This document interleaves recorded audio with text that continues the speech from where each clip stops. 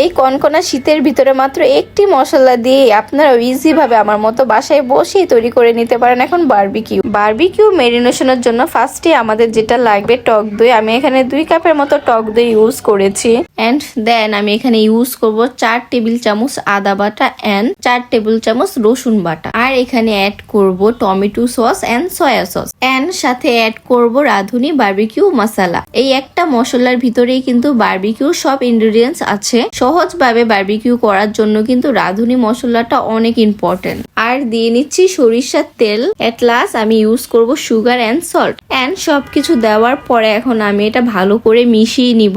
দেখতেই পারছো এটার লিকুইডটা কিরকম থাকবে। এটা এতটা ঘনও হয়নি আর এতটা পাতলাও হয়নি। কিন্তু এখানে ছিল 4টা মুরগি, এখানে বড় সাইজের 4টা মুরগি ছিল, যে কারণে আমি কিছু কিছু পিসগুলা ছোট করেছি। তোমরা তোমাদের পছন্দ মতো যে কোনো সাইজের করে কেটে নিতে পারো। দেন মশলাগুলা সব চিকেনের ভিতরে দিয়ে নিব আর ভালো করে মিশিয়ে নিব। এটা মেরিনেশন করে 3 থেকে 4 ঘন্টার মতো রাখতে হবে। দেন 3 থেকে 4 ঘন্টা পরে দেন এখানে কয়লা রেডি করছিলাম আর একটি একটি করে পিস দিয়ে নিচ্ছিলাম। আগে সরিষার তেলটা ব্রাশ করে নিতে হবে, দেন একটি একটি করে চিকেনের পিস দিয়ে নিতে হবে।